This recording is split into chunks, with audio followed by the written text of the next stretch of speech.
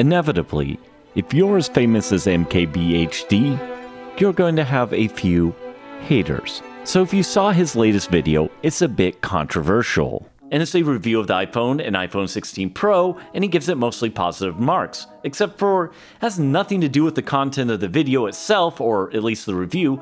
It's the product he's promoting, one he designed himself, an application that lets you download wallpapers for Android, iOS, and desktop computers. It's called Panels, and it's finally live in the App Store, both on iOS and on Android. Feels really good to be able to say that. So if you're wondering where the wallpaper on these phones in the review came from, Panels. But the problem is this is a bit expensive. It's going to be pretty consistently improving over time, which is part of the reason why we're offering a subscription to support it. I'm not a drama YouTuber, so I'm not here to dunk on other YouTubers. Instead, I'm going to give this a honest review by paying the full subscription price and then reviewing the application.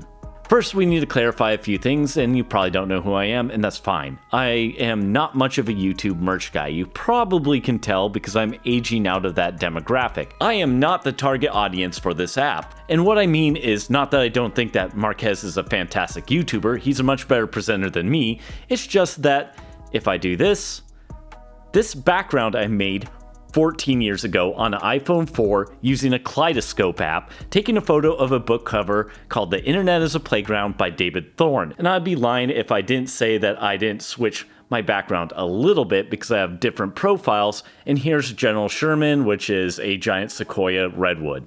Like Marquez, or at least his team, I too have created an application that lets you download backgrounds. Although it's the videos from macOS Sonoma and Sequoia, and it's free because I don't own the works, so fair enough. I also understand how much work artists put into distributing wallpaper, as I've done it myself, and a while ago as a side project I upscaled and hand-touched up all the backgrounds from Apple's OS X Snow Leopard. For something that seems so simple, it took a surprising amount of time. They're up on my personal blog for free. From the jump, the app wants you to subscribe via email, then wants notifications and privacy things.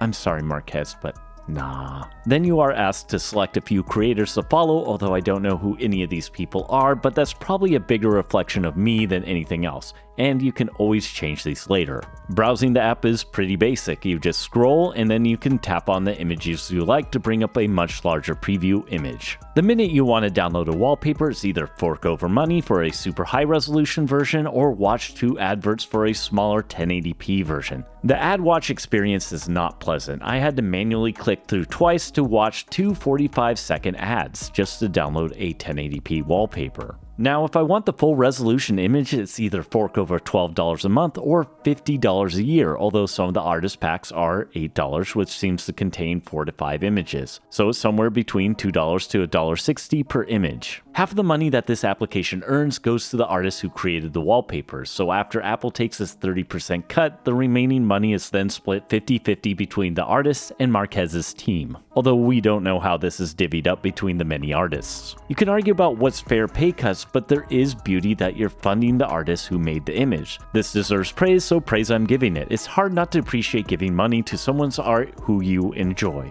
Even if it's a distributable JPEG, that does not cheapen the art. On that topic, as someone who has a digital arts degree, I saw a lot of lampooning of an art piece called Orange, and I'm going to give my thoughts on that.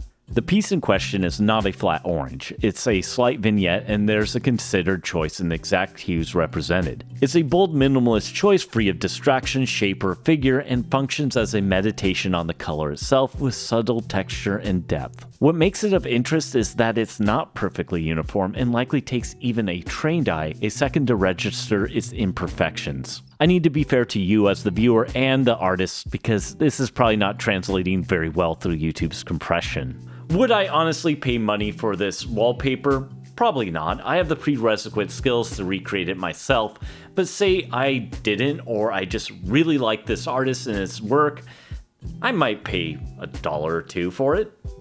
Maybe.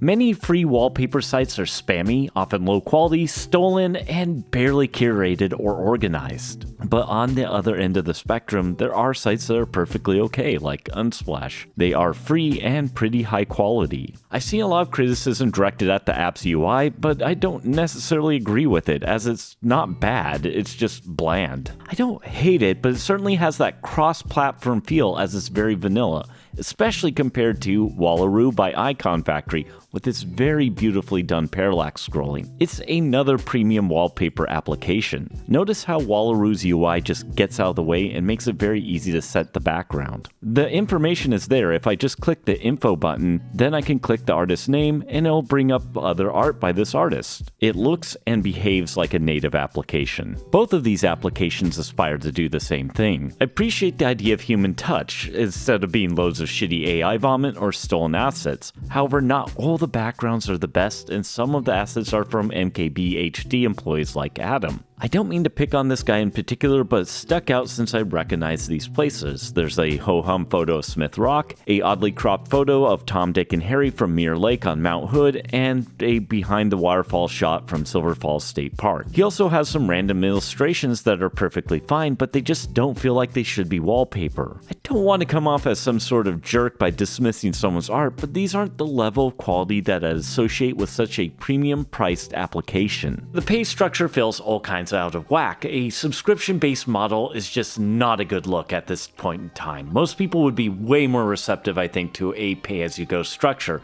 Maybe you're paying $1 a background. That seems pretty fair.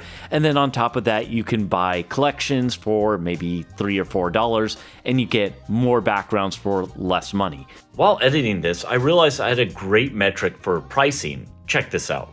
Manage subscription, we go here, subscription status, and look at that. $2 a month, $20 a year. $50 a year is ugly, especially when you see the introductory price is discounted to $50. That discounted pricing, of course, is paying up front $50 a year instead of paying the $12 a month. This is already a vanity app, and acting like it's worth more money is not good. I, of course, only paid for 1 month of this application. $12 a month is quite frankly insane, as that's more expensive than, say, Disney Plus or Apple TV. There definitely is a world where this application or service could be worth $50 a year, depending on what it offers. LTT has proven this point with their Floatplane service, which offers exclusive content and higher quality streams. Given the right time and right offerings, yeah, Marquez totally could charge $50 a year for an application and people would happily pay for it. But as it stands right now, no, this is not it. And if by some long shot some people at MKBHD sees this, just maybe, this video will age like fine milk.